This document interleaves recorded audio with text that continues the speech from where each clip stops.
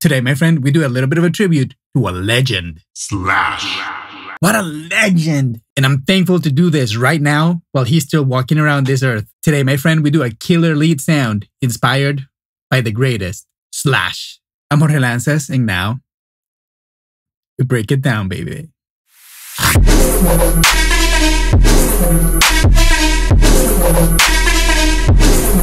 Alright, thank you so much for being here again, my friend. And like I was saying, one of my biggest influences and inspirations, and I'm pretty sure it's one of yours too. It doesn't really matter what kind of music you play or listen to, you know that Slash is one of the biggest guitar players in the world. But I definitely take off my hat, pun intended, because Slash is definitely well-deserved of every single accolade that he's got. Not only he was a super rock star and he lived the absolute rock star lifestyle. Like literally everything that you think about what being a rock star is, Slash lived it. Basically, he wrote the book. And he's still around to tell the story, which is amazing. But on top of that, I feel like Slash is one of those very, very few guitar players that have that X factor. What do I really mean by that? In my life, I've been lucky enough to record what I consider some of the best guitar players, and I'm not going to be name dropping. But of course, I come from humble beginnings, and I've recorded every kind of guitar player that you can imagine. And thanks to that, I had the opportunity to actually weigh the differences on how different guitar players play absolutely differently. Some of them are super great shredders. Some are like architects of a song, and they're like very deliberate to how they use their voicing and the whole triads. When are they using the 6th string? When they don't want to take space away from the bass. And those guys are like super creative and great and smart, and they know music really well. Then there's some guitarists that are like a freaking lesson in gymnastics. I don't know, like Yngwie Malmsteen or like Herman Lee, that they just play so fast. Like you just appreciate the discipline that it took for them to get that fast, because you know they were like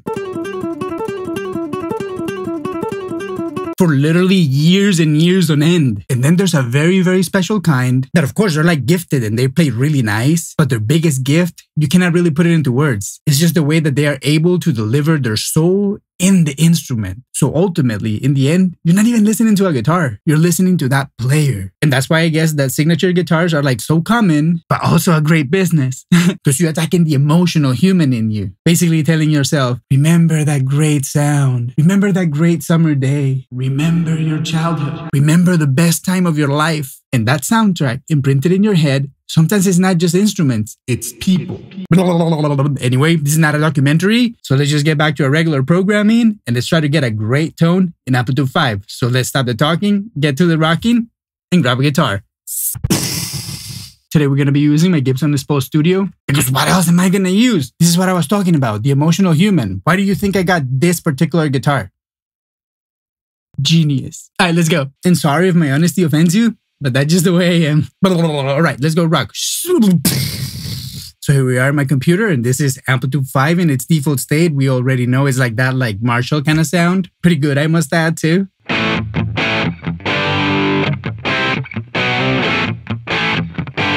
Wait, that's a different guitar player. Okay, so that's our default tone. And even though this is a great amp, I need something with a little bit more juice and a little bit more character, and I know exactly where to find it. So if we go right here where our amps are, right? And we just go down, all the way down to the vintage metal lead. Woo! Of course, you get a little bit more noise because the amp has a little bit more gain. But don't worry, my friend, we're gonna have a lot more noise. And guess what? We're not even gonna use a gate. At the end of this session, we're gonna have something very special coming out of this Les Paul. So make sure you stick till the end. I know there's a few of you who don't. No, but in all honesty, you're missing a lot of sauce, because in the end is when I actually get to the good part. Right, so let's just hear a little bit more gain.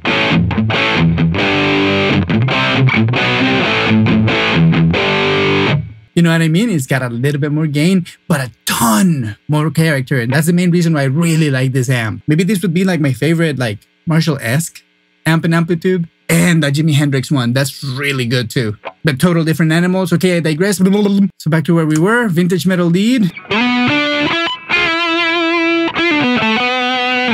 So much character right out of the bat, right? So now that we're here, let's just start tweaking the sound. And honestly, I only hear two main things that I want to do. And the first one is turn the gain all the way up. Yes, and trust me, there's going to be more gain still. And then I'm going to get a lot more presence. We're going to turn it up all the way to 8. And as you can hear, the noise keeps creeping in. And that would be it. Okay, let me switch to my neck pickup and hear what we have so far.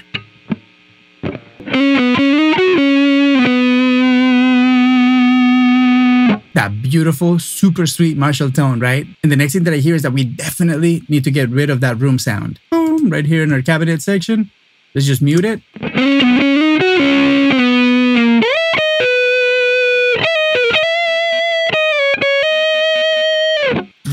nice. I really love this amp. That's why I always think that the best thing to do when you're trying to make a great sound is start with a great amp and then destroy it. Let me know in the comment section down below what your approach is. And remember, while you're there, like, subscribe, and do all those cool little things I would like to do on YouTube. And enjoy this little bossa nova, my friend. I hope your day keeps getting better and better and better. Right, let's keep going. Right, so now that we like the amp, and even though we already have a great sound, and I really like the way this amp sounds, it still doesn't sound quite like the record. When I was making the sound, A-B in between the record and the sound and the record and the sound and the record and the sound, I ended up settling for a different cabinet, and let's go find out which one is it. Yes, my friend, the Slash 1960 AVSL definitely, hands down, was the one that sounded the closest to the song. So I thought, let's just use that one, and on top, look at that beautiful graph. I love that logo. What happened to that logo? I wish it was in every single Slash product. Right, so let's hear that now. So if we compare to what we had originally, which was this, it's a little bit sweeter than it needs to be. And then this one, with the British 30s, whatever it is they call them, let me see. Yeah, the British V3. I think it just added that extra bite that I was listening in the record. And maybe that was the reason why I added all that presence in the amp too, right? Because I was trying to get that bite. And I think that even though it's really important that you dial your amp the way you want to, never neglect your cabinet, because when you play with those speakers, you might get exactly the sound that you want. And sometimes if you get really picky and you don't even settle for the speaker that they give you, just go find the one that you like, my friend. Nothing stops you from doing whatever you want. Go for it. You're free to do whatever you want. Real freedom. Right, so now that we have the bite that we needed, let's get a few effects going. And we're gonna start by going here in the pedal section, and we're gonna have this delay, which is like a boss delay. We're gonna grab it and we're just gonna put it right here in front of the amp. And I know that I said a couple times that I don't like to put a delay in front of the amp, but this is one of the instances that I really needed to do it, and here we go. I did it. I'm not afraid to adapt just to get a better sound, right? Okay, and very easy. I'm just gonna turn the level down to almost nothing, like, I don't know, even less, like 0.4. And then the feedback, I'm gonna leave it exactly where it is. And then time is gonna be a quarter note. Okay, let's hear how this sounds. Sorry, I don't know where that other delay come from, but this is what we are.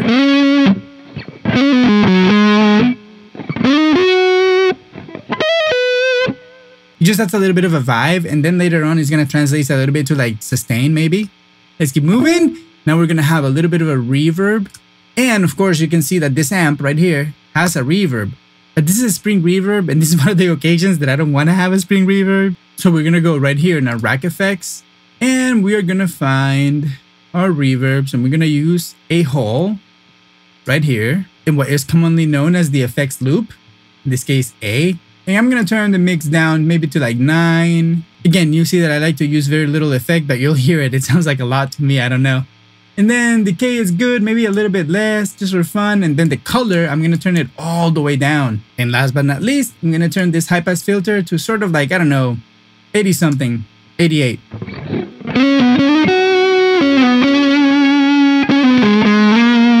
And you would say, but it sounds a little bit dark, doesn't it? But the idea is, since I think that you're going to be with a band, or you're going to be playing the sound with context, I want to make sure that the guitar sound always sticks out from the reverb or the delay or whatever effects I'm using, to make sure that in the end it doesn't just become like a wash of effects. So you give a chance to the ear to actually just hear the dry sound of the guitar by leaving those high frequencies sort of like unaltered. I don't know, try for yourself and do whatever sounds best to you. And then last, I'm going to do another echo. This is going to be a tape echo. And all I'm going to do is I'm going to turn it down to, I don't know, maybe like 1-ish. Everything else, I'm going to leave it exactly where it is.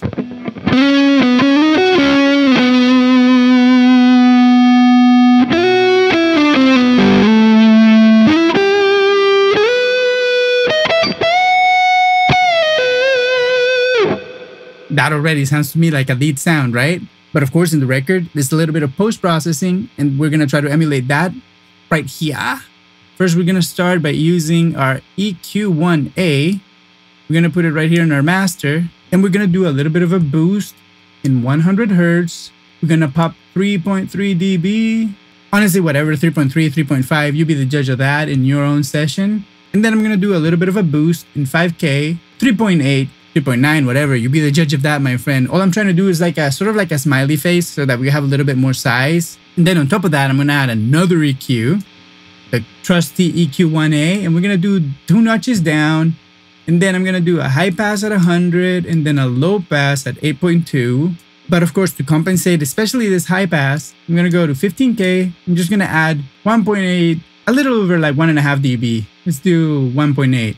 And then last but not least, we're going to have a finisher.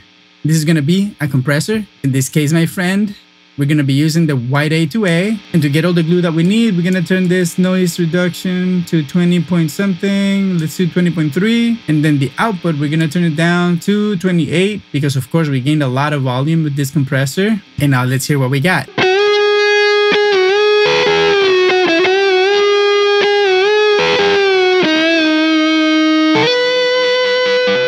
And it's really close. I find myself like trying to get more. So in that case, what do, my friend? We add a simple boost. Let's go do it right here. Beep, beep, beep, beep, beep, boop, boom. And I think there's a slash boost. There you go. Booster. I'm going to put it right here at the top. And we're going to boost like, I don't know, at 12 o'clock, 10 dB. Now let's hear how it sounds.